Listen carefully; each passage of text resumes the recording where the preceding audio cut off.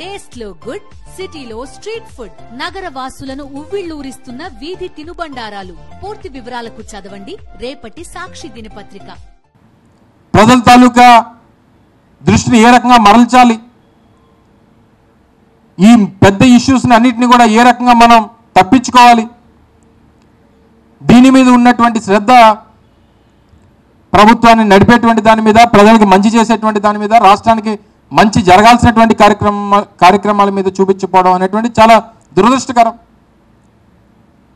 నిన్ననే జరిగినటువంటి కార్యక్రమంలో కూడా మాట్లాడినప్పుడు చెప్పడం జరిగింది,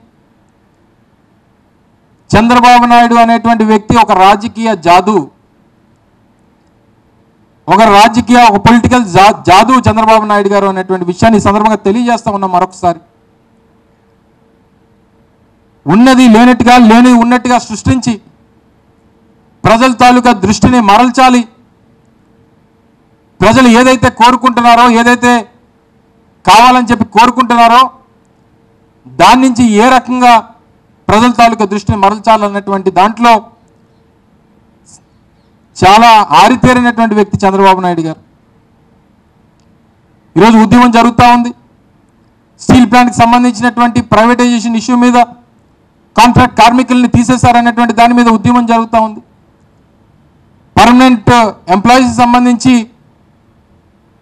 వారిని ట్రాన్స్ఫర్లు చేస్తారని, విఆర్ఎస్కి వాళ్ళని ఫోర్స్ చేస్తారని చెప్పి ఒక పక్క భయాందోళనల మధ్యలో స్టీల్ ప్లాంట్ కార్మికులు ఉంటే, మొన్న స్థానిక శాసనసభ్యులు, స్థానిక పార్లమెంట్ సభ్యులు వచ్చి అంటారు అవసరమైతే మేము రాజీనామా చేస్తామని చెప్పని అంటారు. నిన్న ముఖ్యమంత్రి గారి అబ్బాయి వచ్చారు, వారు మాట్లాడుతూ ప్రైవేటైజ్ కాదు అని చెప్పని ఆయన అంటాడు. వారికి సంబంధించినటువంటి శాసనసభ్యులు, పార్లమెంట్ సభ్యులు మేము అవసరమైతే ఒకవేళ ప్రైవేటైజ్ అయితే మేము రాజీనామాలు చేస్తామని చెప్పండి. మీ రాజీనామాలతో అవసరం లేదు. మీరు ఈరోజు తెలుగుదేశం పార్టీ ఉన్నటువంటి స్థితిలో ఈరోజు విశాఖపట్నం స్టీల్ ప్లాంట్ ప్రైవేటైజ్ కాకుండా కాపాడాలంటే ఉన్నది ఒకటే ఒక మార్గం.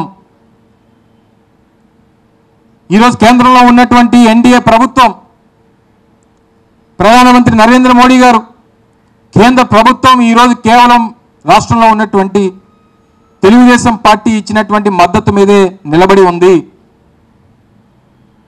చెప్పండి, కేంద్ర ప్రభుత్వానికి అల్టిమేటం ఇవ్వండి, మీరు స్పష్టమైనటువంటి ప్రకటన చేయండి. స్టీల్ ప్లాంట్ ప్రైవేటైజేషన్ చెయ్యు అని చెప్తే తప్ప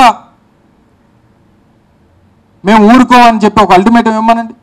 లేదా మీరు ప్రైవేటైజ్ చేస్తే మేము ఇచ్చినటువంటి మద్దతుని ఉపసంహరించుకుంటామని చెప్పమనండి. ఎందుకు కేంద్ర ప్రభుత్వం దిగిరాదో నేను అడుగుతా ఉన్నా. ఈరోజు అక్కడ ఉన్నటువంటి కార్మికుల తరపున, అక్కడ ఉన్నటువంటి యూనియన్ నాయకుల తరపున, రాష్ట్ర ప్రజల తరపున ఇది ఒక సెంటిమెంట్గా ఉన్నటువంటి సందర్భంలో దీనికి ఉన్నటువంటి ఏకైక మార్గం, ఎందుకంటే ఈరోజు అవకాశం ఉంది కేంద్రంలో, తెలుగుదేశం పార్టీ ఇచ్చినటువంటి మద్దతు ద్వారా ఈరోజు కేంద్రంలో ప్రభుత్వం నడుస్తూ ఉంది. వారు మద్దతు ఉపసంహరించుకుంటే కేంద్రంలో ప్రభుత్వం పడిపోతుంది. నాకు తెలిసి ఈ స్టీల్ ప్లాంట్ కోసం మా ప్రభుత్వం పోయినా పర్వాలేదని చెప్పి అనుకునేటువంటి పరిస్థితిలో నాకు తెలిసి కేంద్ర ప్రభుత్వం ఉండదు.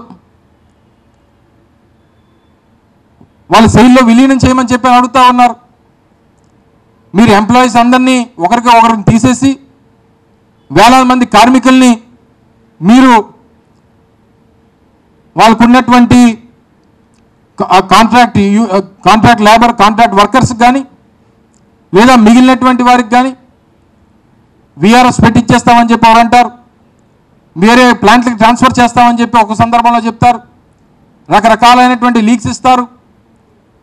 వీటన్నిటి మధ్య, ఇన్ని కన్ఫ్యూజన్స్ మధ్య ఈరోజు ప్లాంట్లో కార్మికులు అగమ్యగోచరంగా రేపు ఏం జరుగుతుందో, ఏ నిమిషం ఏం జరుగుతుందో తెలియనటువంటి పరిస్థితిలో ఉన్న వాటి గురించి పట్టించుకోవడం మానేసి తిరుపతి ప్రసాదం గురించి, తిరుపతి లడ్డు గురించి అనేక మంది ప్రజల తాలూకా మనోభావాలతో, మరి ముఖ్యంగా హిందువుల తాలూకా మనోభావాలతో మీరు ఆటలాడుకునేటువంటి పరిస్థితి వచ్చింది. మళ్ళీ ఇతర మతాల్ని నిందించేటువంటి స్థాయికి వెళ్ళిపోయారు మీ ప్రభుత్వంలో ఉన్నటువంటి పెద్దలు. ఇది సమంజసం కాదు, మీరు చేస్తున్నటువంటిది కరెక్ట్ కాదు, చివరిని దేవుణ్ణి కూడా రాజకీయాల్లోకి తీసుకుని వచ్చేటువంటి స్థాయికి దిగజారిపోయారు, మత రాజకీయాలు చేసేటువంటి పరిస్థితికి వచ్చేసింది ఈ రాష్ట్రంలో తెలుగుదేశం పార్టీ ప్రభుత్వం అనేటువంటి విషయాన్ని కూడా ఈ సందర్భంగా తెలియజేస్తా ఉన్నా. మనం చూసాం, నీకు సంబంధించి ఈఓ గారంట 4వ తారీఖు జూలై 4వ తారీఖున వచ్చినటువంటి లోన్లు ఏవైతే ఉన్నాయో అంతవరకు వాడాం. జూలై 6వ తారీఖున తర్వాత జూలై 12వ తారీఖున వచ్చినటువంటి లోడ్లు మాత్రం వాటిని టెస్టులకు పంపించి 23వ తారీఖు జూలై వచ్చినటువంటి రిపోర్ట్ని ఆధారంగా వెజిటబుల్ ఆయిల్ అండ్ వనస్పతి కలిసింది అనేటువంటి ఉద్దేశంతో వాటిని వెనక్కి పంపించామని చెప్పి ఈఓ గారు చెప్తారు. జూలై 23 రిపోర్ట్ వస్తే సెప్టెంబర్ 18న ఈ రాష్ట్ర ముఖ్యమంత్రి మాట్లాడుతూ ఏమైపోయారు, 2 నెలలు ఏమైపోయారు? సెప్టెంబర్ 18న మీరు మాట్లాడి అందులో యానిమల్ ఫ్యాట్ కలిసిందని రకరకాలైనటువంటి వదంతులు సృష్టించారు. మీ ఈఓ చెప్పింది కరెక్టా, మీరు చెప్పింది కరెక్టా? ఒకవేళ కల్తీ నెయ్యి అని చెప్పి రిజెక్ట్ చేసినటువంటి పరిస్థితులు ఉంటే అసలు కల్తీ నెయ్యి రిజెక్ట్ చేసినప్పుడు లడ్డూలో ఎలా వాడుతారు అనేటువంటి దానికి ఏం సమాధానం చెప్తారు? ఇన్ని అనుమానాలు ఈరోజు మహాప్రసాదమైనటువంటి తిరుపతి లడ్డు చుట్టూ తిరుగుతూ ఉందనంటే ఎంత పాపానికి మీరు పాల్పడ్డారనేటువంటిది ఒకసారి ఆలోచన చేయాలి చంద్రబాబు నాయుడు గారు అని చెప్పి సందర్భంగా అడుగుతా ఉన్నాం.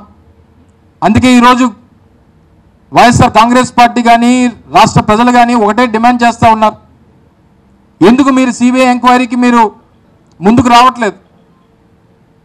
ఎందుకు సిబిఐ ఎంక్వైరీ కోరట్లేదు?